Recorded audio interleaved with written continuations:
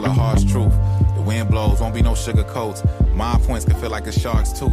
Sometimes my point of view might exhaust you. Sometimes I like to look at your on page 37, chapter 1. The chapter is called Organizing Chaos. The conscious and intelligent manipulation of the organized habits and opinions of the masses is an important element in democratic society. Those who manipulate this unseen mechanism of society constitute an invisible government, which is the true ruling power of our country.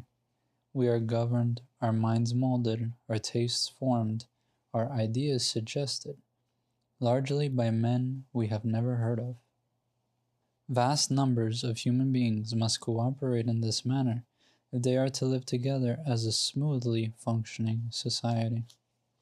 So Bernays is saying that in a democratic society, which we all are meant to believe is a society where we choose, who has power, what we do in the society, that we get to form and make the decisions for our own society because it's democratic.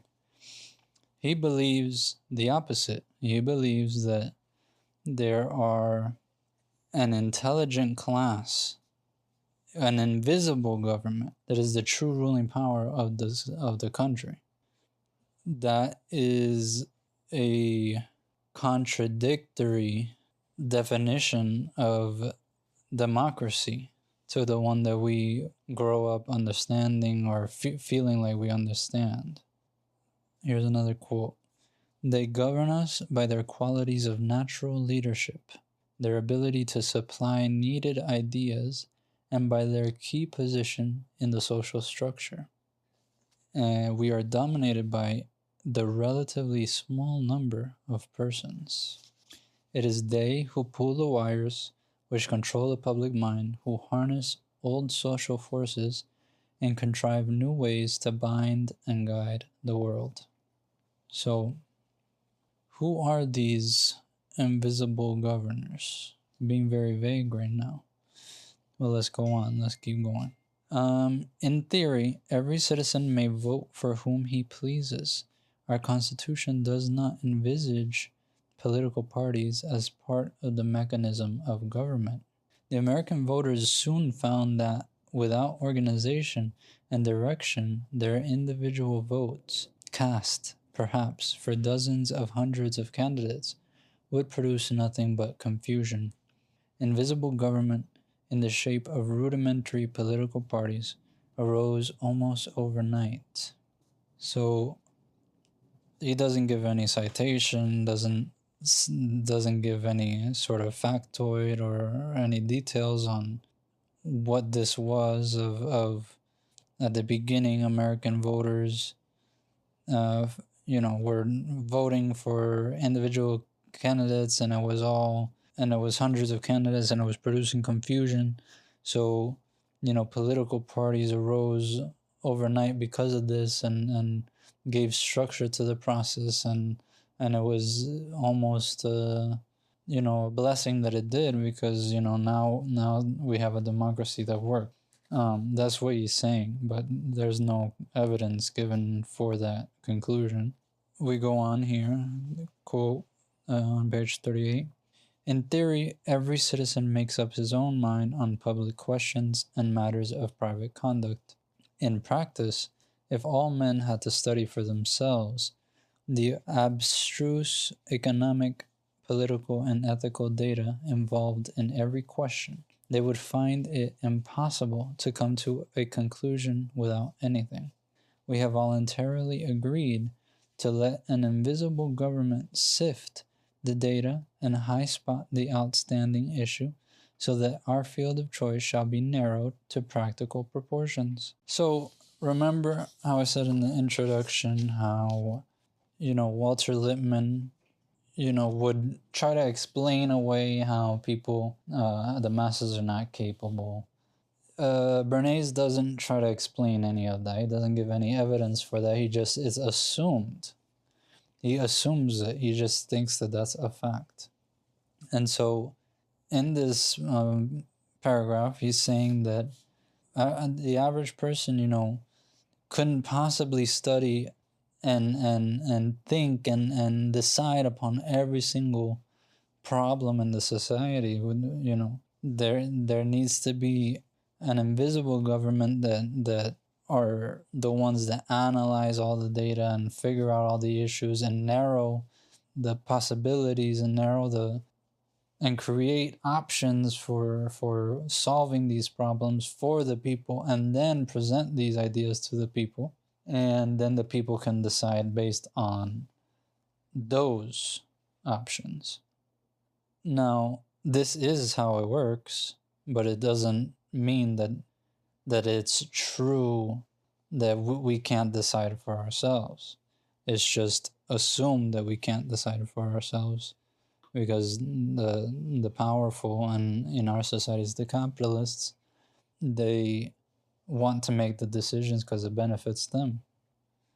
When he says we have voluntarily agreed, I don't remember ever agreeing to it. I don't think that anybody around me necessarily explicitly agrees to these things. These are things that are sort of put upon people, this type of formulation of politics. This political system has been established and gets reinforced, and people are meant to accept it, and people are constantly clamoring for something better, something more democratic, and they're definitely not voluntarily agreeing to this, especially when given evidence that this isn't the only way it has to be.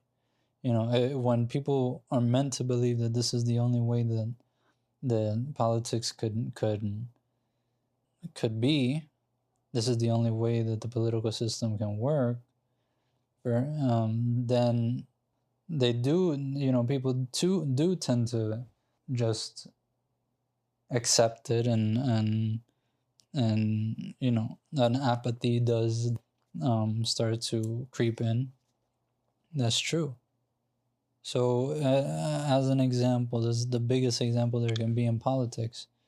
We have a two-party system in this country, the Republicans and the Democrats.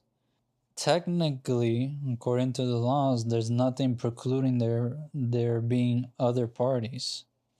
But there is immense social, economic, political pressure against the voting for alternative parties in this country. It is just sort of reiterated constantly that the only options you have are between red and blue, and if you choose anything else, you're causing damage to your political needs. If you vote for green, well, you're actually voting for red because you're hurting blue. Or if you vote for purple, let's say libertarian or whatever, but you're actually voting for blue and hurting the red team by voting purple. These are arguments that are constantly made in our political discourse whenever the option of an alternative party gets brought up, narrowing the field of choice and to practical proportions. They say that this is just practical political thinking, that you are impractical if you try to vote outside of the duopoly. And this is just the voting system.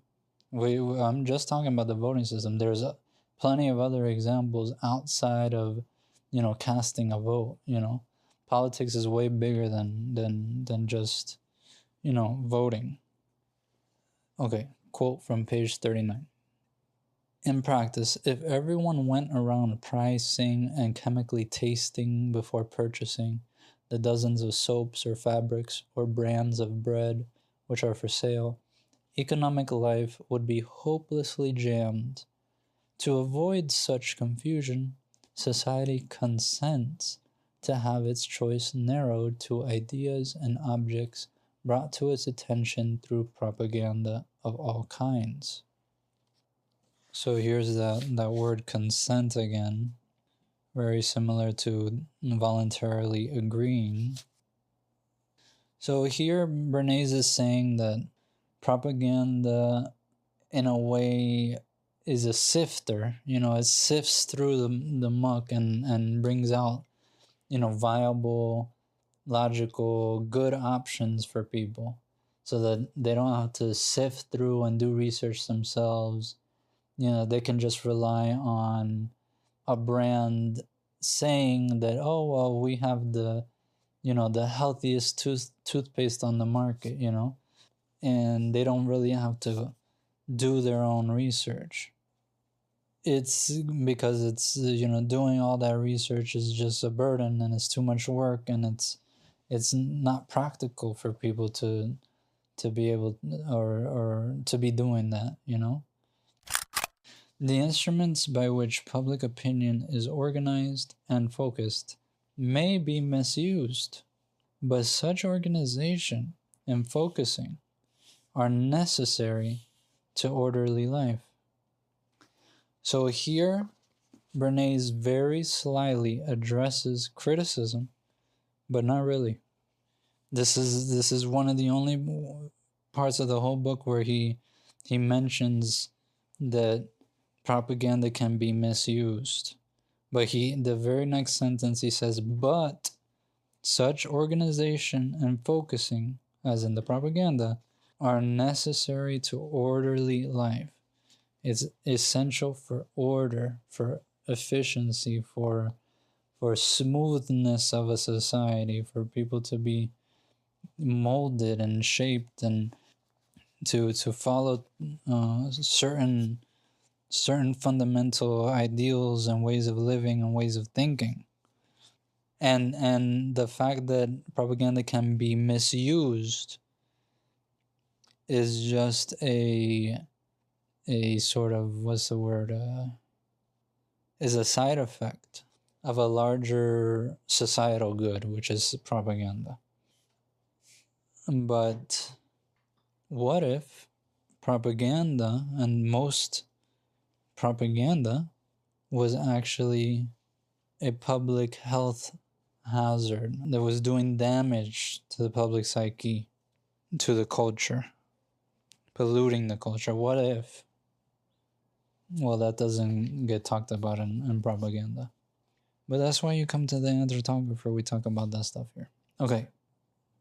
As civilization has become more complex, and as the need for invisible government has been increasingly demonstrated, the technical means have been invented and developed by which opinion may be regimented.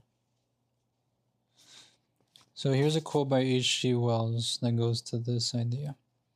Modern means of communications. Modern means of communication, the power afforded by print, telephone, wireless, and so forth, of rapidly putting through directive, strategic, or technical conceptions to a great number of cooperating centers, of getting quick replies and effective discussion, have opened up a new world of political processes. Ideas and phrases can now be given an effectiveness greater than the effectiveness of any personality and stronger than any sectional interest. The common design can be documented and sustained against perversion and betrayal. It can be elaborated and developed steadily and widely without personal, local, and sectional misunderstanding. And this whole thing of, modern means of communication, these were relatively new means of communication at the time. The printing press and telephone and radio and all these types of stuff were new to Bernays and people like H.G. Wells and stuff like this. And so the ability to spread a message far and wide to thousands and millions of people was something very new. And it holds an immense power. And it's also captivating because this is a the public is new to this technology. It is a very captivating technology. It's an amazing technology, really. It is a great way to communicate, but what type of communication is key. That's why I say the sources are very important, because you can give a whole speech and advocate for your political dogma or whatever, and you can sound very convincing. You can play to certain tropes. You can play to people's prejudices of religion or family values, or a strong military, or whatever, and convince people of something. But if there's no evidence, and if there's nothing to back it, then you are misleading the people. But Bernays doesn't mention these things because he himself is a misleader. So here are the two quotes to end the chapter 1 here on page 44. This invisible intertwining structure of groupings and associations is the mechanism by which democracy has organized its group mind and simplified its mass thinking. It is the purpose of this book to explain the structure of the mechanism which controls the public mind, and to tell how it is manipulated by the special pleader who seeks to create public acceptance for a particular idea or commodity. So, here we go back to the democracy thing. To Edward Bernays, to the founding fathers, to Walter Lippmann, to all these people who claim that American democracy is the best thing since sliced bread. Democracy is organizing the group mind and simplifying mass thinking. It's a process of indoctrination. You must control the minds of people. And once you can control the minds of people and the parameters of thoughts, the limits of one's thoughts, then within those parameters, those safe parameters, the people can choose. Then the people can choose. That is democracy.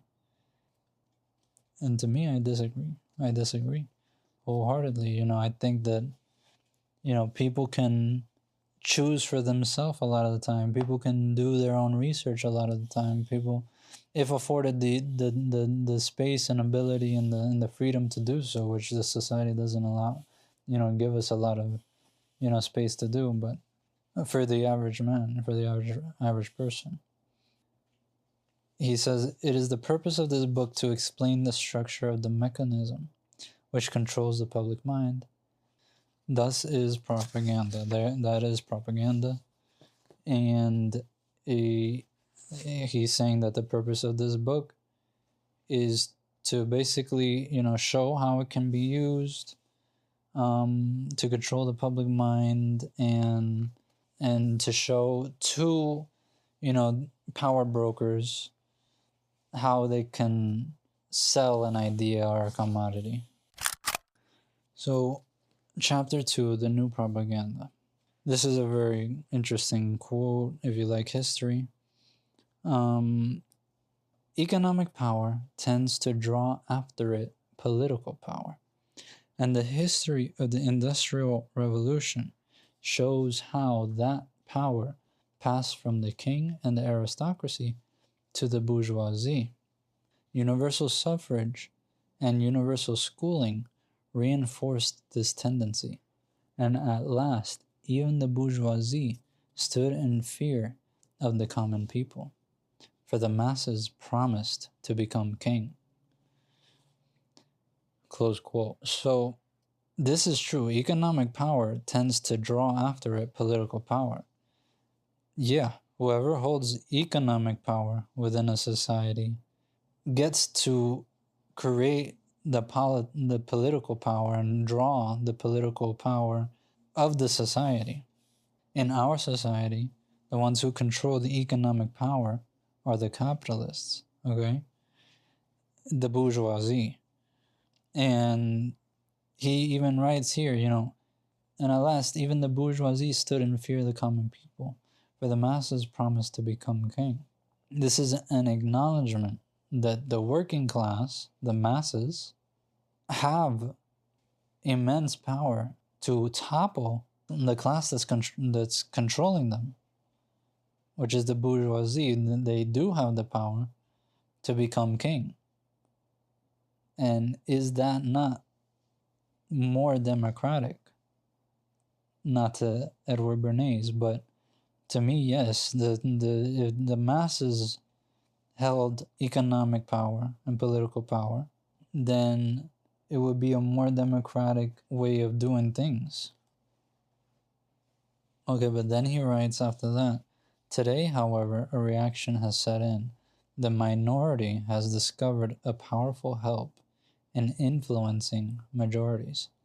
It has been found possible to so mold the mind of the masses that they will throw their newly gained strength in the desired direction. The minority being the bourgeoisie, and the majority being the working class, the proletariat. So he thinks this development of history, of doing away with aristocracy and the bourgeoisie winning out and creating democracy, a modern democracy, is the way of the world and is an evolutionary marvel of humanity. And that, democracy, like I said, is something that is governed by an invisible hand, Okay, let's continue. Yet, whether in any instance propaganda is good or bad depends upon the merit of the cause urged and the correctness of the information published. I can agree with that. It's true. Propaganda can be good or bad. I've said it many times before. It depends on if there's, evidence and facts backing the propaganda. That is what kind of, tells you whether it's good for you or bad for you, if you're being lied to or you're being told the truth, Page 50, here's a quote. Propaganda becomes vicious and reprehensive only when its authors consciously and deliberately disseminate what they know to be lies, or when they aim at effects which they know to be prejudicial to the common good. Now, becomes vicious and reprehensive only when they consciously lie to people. I don't agree with that. It could be, reprehensive and vicious when you spew propaganda that you don't know to be a lie. You might think it's the truth, and you decided to just take that lie on face value and run with it without doing your background research, and you still disseminating that propaganda are being vicious and reprehensive because you didn't do your due diligence and you're just spreading this lie around. Propaganda can be very malicious in that way, certain things sound convincing and you start, spewing that out to different people, and all of a sudden you got a lot of people believing something that's not true. So, okay, so here Edward Bernays speaking on propaganda. The important thing is that propaganda is universal and continuous, and in its sum total, it is regimenting the public mind every bit as much as an army regiments the bodies of its soldiers. So tenacious are they when regimented, that a group at times offers an irresistible pressure before which legislators, editors, and teachers are helpless. So he's saying here that good propaganda, or effective propaganda, let's say, effective propaganda, is one that is, all-encompassing, something that is very mind-capturing, something that really tugs at the human psyche and is able to, stick to a person. And if you're able to do that, then you got them. You got yourself a soldier, and they will go to bat for that idea from then on. As long as you keep hitting them with this propaganda, it can be very capturing. And legislators, editors, teachers can't do anything against good propaganda sometimes, is what he's saying. No matter, these are people who he's kind of presenting as like people who, present evidence and facts and, rule-based order sort of, sometimes even they can't get through to people because the propaganda in a society about a certain topic is so strong. Like, for instance, there was a few years ago, and even today it's still going, but this whole campaign, this political campaign against CRT, critical race theory. Critical race theory was, said to be by a lot of Republicans and conservatives and fascists and whatever you want to call certain people, to be in an indoctrination campaign by liberals in public education and higher education and colleges and universities that was trying to indoctrinate people into thinking that America was all bad, all racist, the systems that we have in this country are, awful and destructive and racist, It was and it's anti-American to teach these things, and it's ahistorical, they would even say. That these are up is down type of people. These are people who are propagandists themselves that are trying to make it seem like a critical race theory, which is something for real. That's something that is actually taught in certain places, and it is a study. It's a study with a lot of evidence and a lot of backing, and it's just a way of interpreting history and politics and systems in a more critical, analytical way, that we must keep in mind race dynamics in the country, like racial dynamics.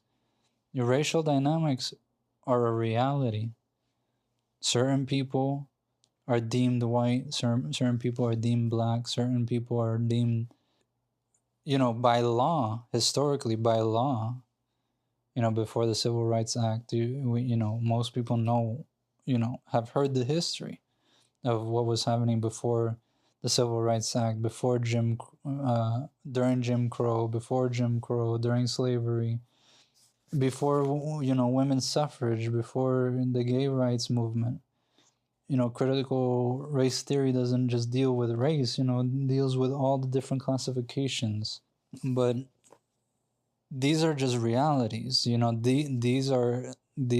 is a lens that is important to understand history through. And it tackles the fact that certain systems, certain political systems and economic systems in this country and around the world are based off of commonly held notions on race and who deserves the power in society. And certain people do have control over certain things. That's just a fact. And critical race theory tries to teach people an understanding of the world that is more critical, that is more insightful, that opens up the context. And obviously, a racist, conservative worldview and a white supremacist worldview, if someone has a white supremacist worldview, then they obviously wouldn't like critical race theory and would do everything in their power to fight against it and to and to create propaganda that paints it as negative and evil and detrimental to the younger generation. They were able to move a lot of people based on that a few elections ago. Okay, so on page 53, here we go. In our present social organization, approval of the public is essential to any large undertaking. Hence, a laudable movement may be lost unless it impresses itself on the public mind. So he's just saying that it's really hard to do a large undertaking, even if it's good, even if it's laudable. It's gonna be hard if you don't have some propaganda. If you don't have try to communicate and build up your ranks. It's true. That's true.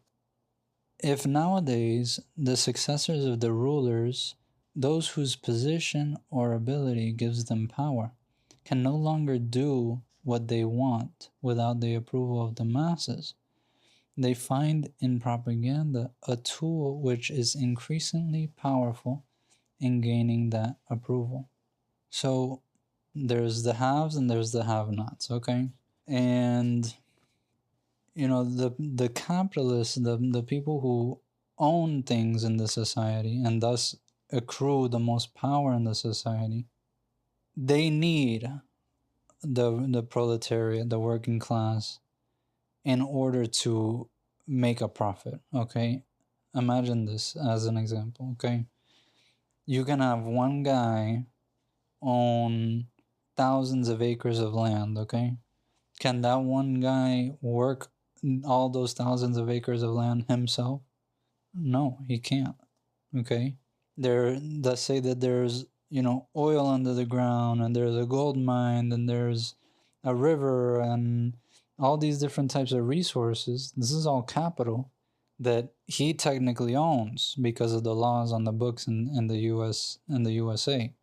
Those are the sacred property rights written into our Constitution. But he can't do anything. This person in the position of power can't do anything without the approval of the masses. Meaning the help of the masses, really. So propaganda is a tool to convince people to join in these efforts of profit making for the powerful, for the capitalists. Okay? And it's a way to confuse the system as well, confuse the dichotomy of there's people with power and there's people that don't have power.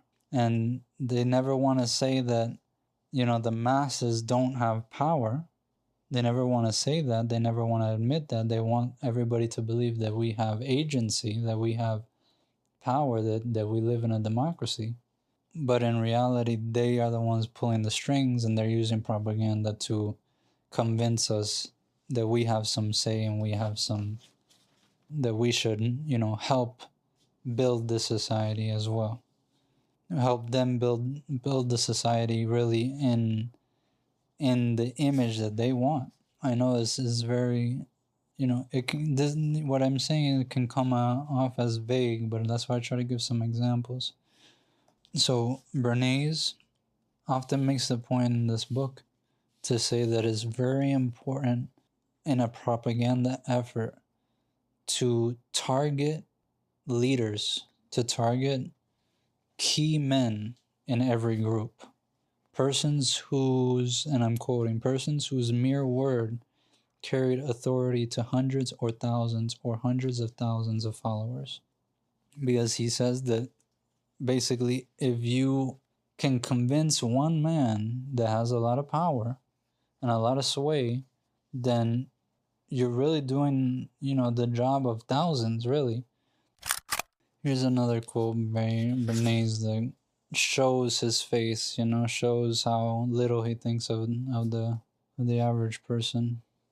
Only through the active energy of the intelligent few can the public at large become aware of and act upon new ideas.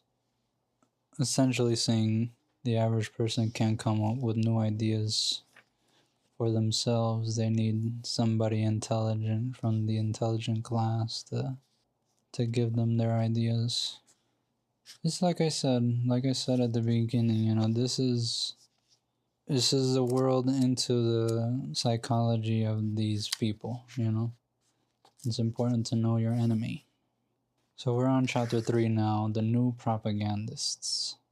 Here's a quote from page 62.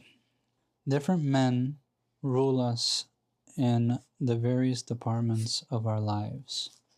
There may be one power behind the throne in politics, another in the manipulations of the federal discount rate, and still another in the dictation of next season's dances.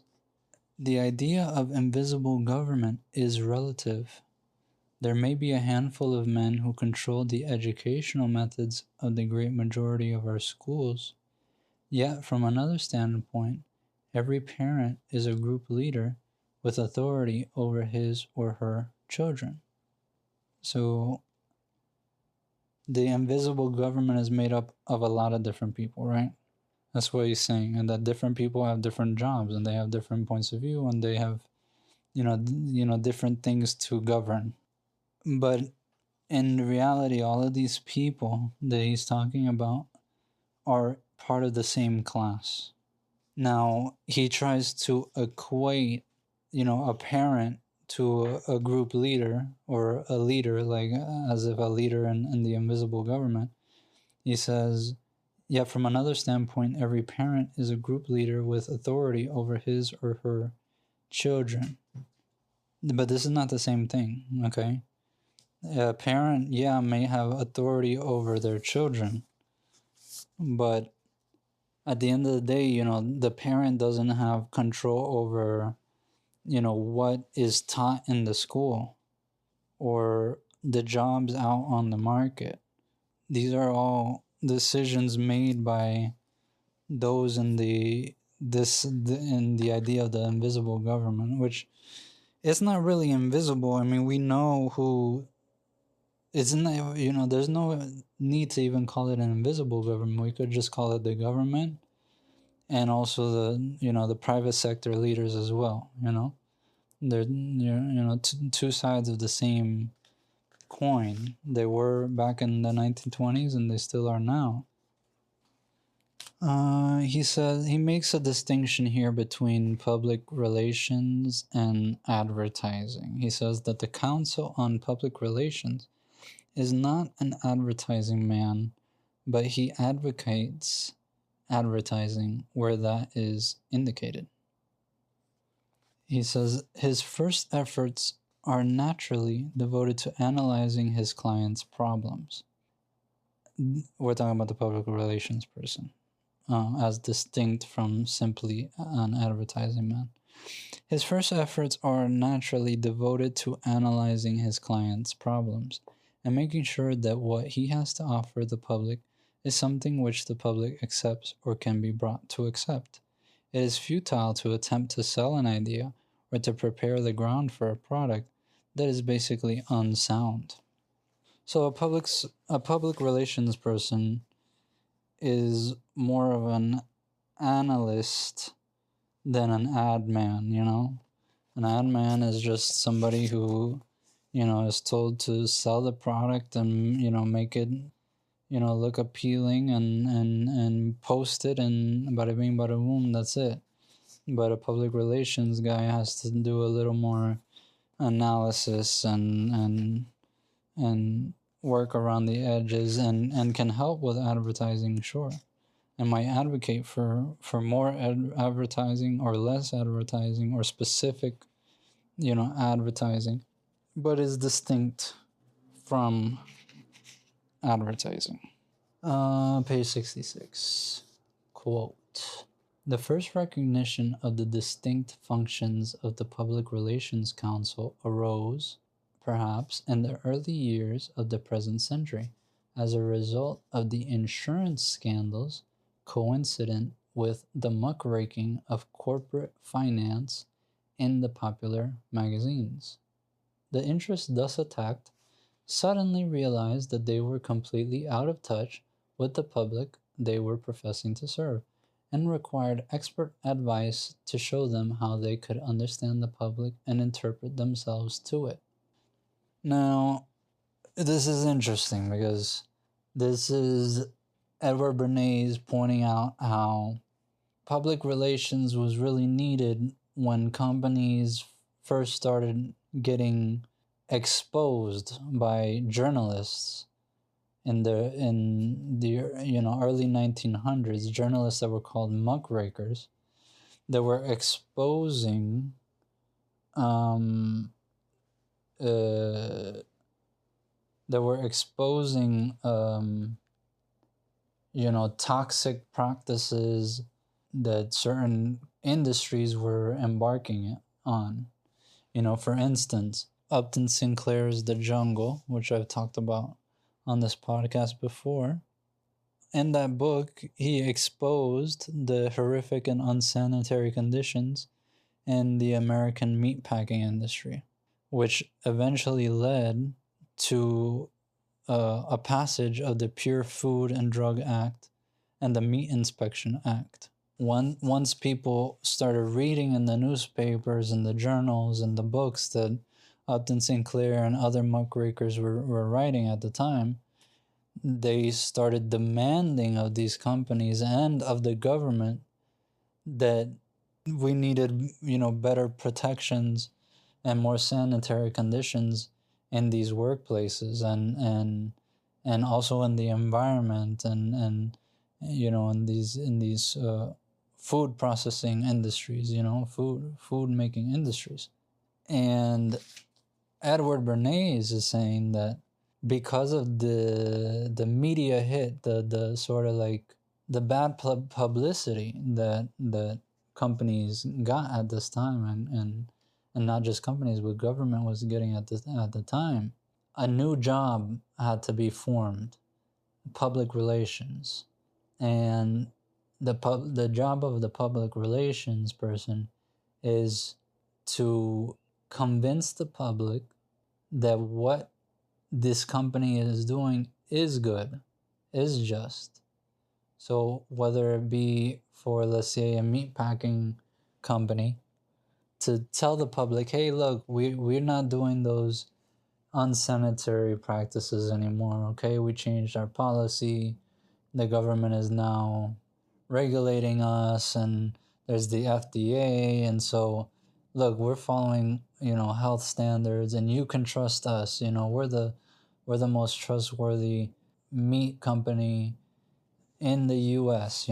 That's the job of the public relations person, to convince the public that everything is all good and that this is a worthy purchase or a worthy idea to believe or invest in.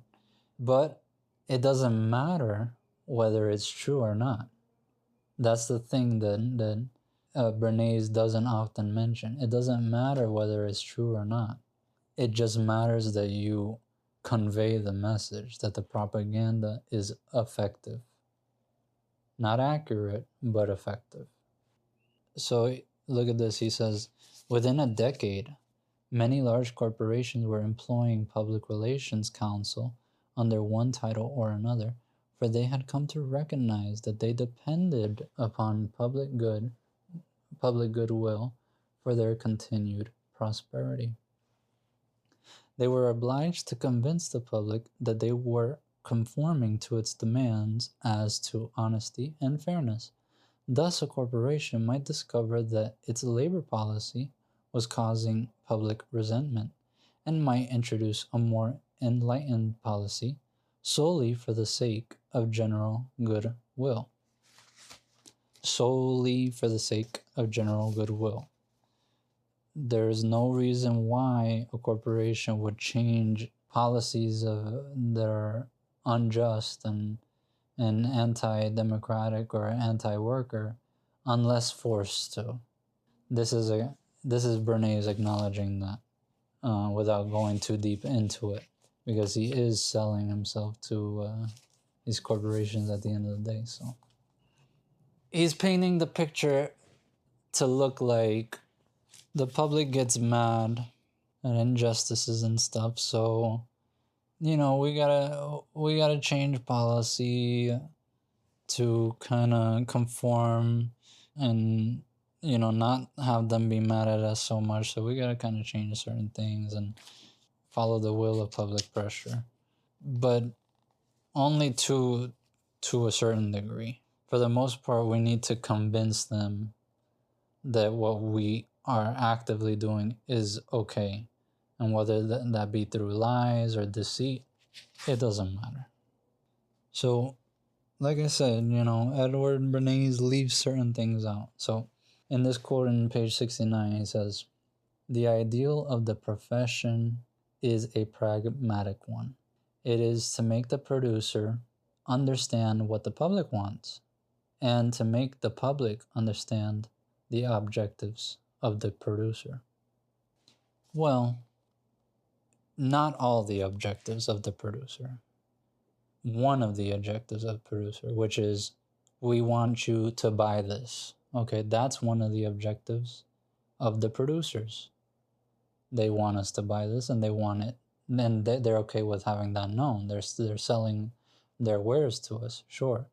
But one of the other objectives of the producers that they don't say and they don't publicize is that they want our money and our subservience as workers and as consumers, no matter the cost. They want everything, whether it's good for us or bad for us. Okay, that is an objective left unsaid. Now here, Edward Bernays tries to convince the reader that there's some sort of ethical code developing in the profession of public relations. Okay, let's see what he has to say. "The profession of public relations counsel is developing for itself an ethical code which compares favorably with that governing the legal and medical professions. In part, this code is forced upon the public relations counsel by the very conditions of his work, while recognizing, just as the lawyer does, that everyone has the right to present his case in its best light. He nevertheless refuses a client whom he believes to be dishonest, a product which he believes to be fraudulent, or a cause which he believes to be anti-social. If he were to get such a reputation, his usefulness in his profession would be at an end." So there is no governing body over public relations as it was at this moment in 1928. So he's really saying this just to convince the reader that there's an ethical standard in public relations, and that there's some sort of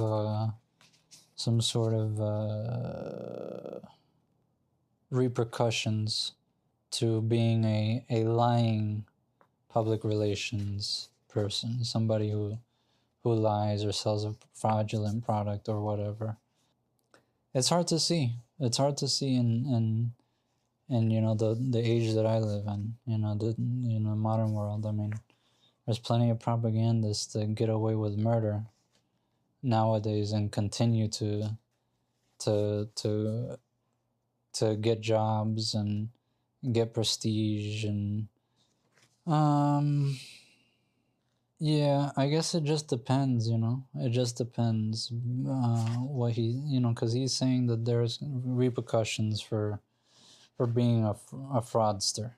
You could be a propagandist and you can, be telling truth, or you could be telling lies. And if you're telling lies, a fraudster, there might be social repercussions or career repercussions.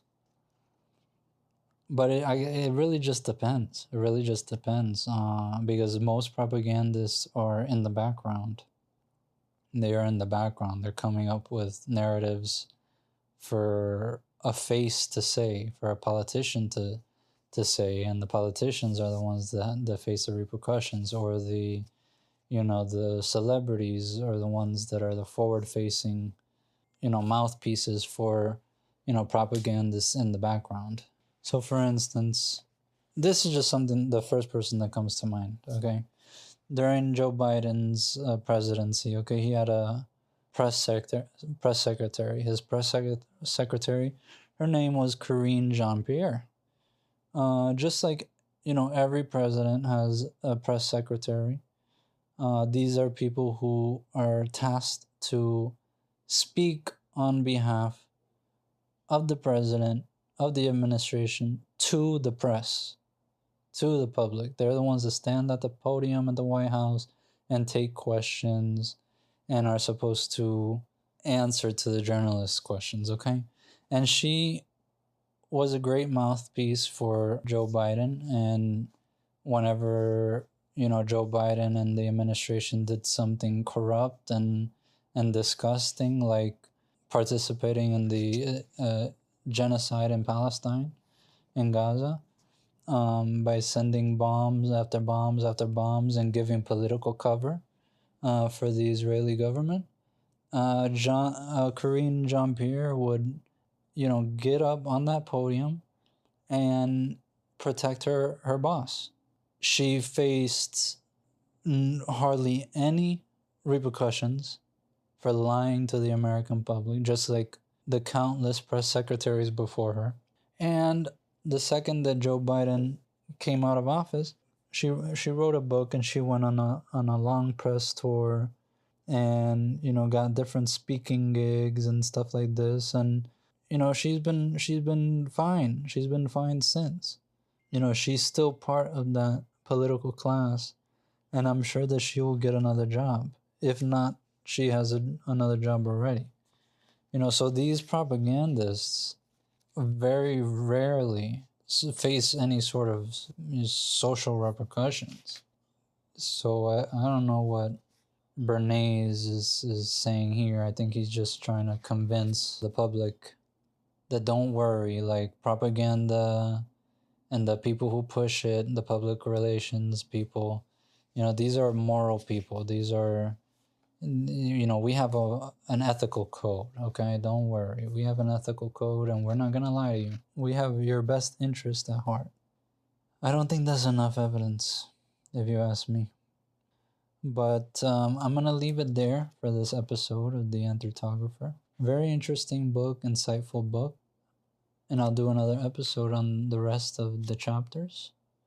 Who knows what I will do? This new year coming, 2026, is full of possibilities. There's going to be plenty of propaganda being spewed to us, and we got to be ready for it. We got to be aware of what are the objectives, Who benefits from this propaganda?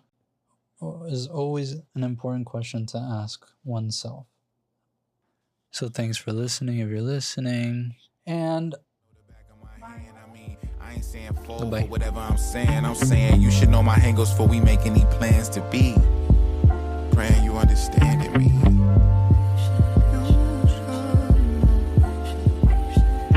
I can't make no space for you. Been on my own too long.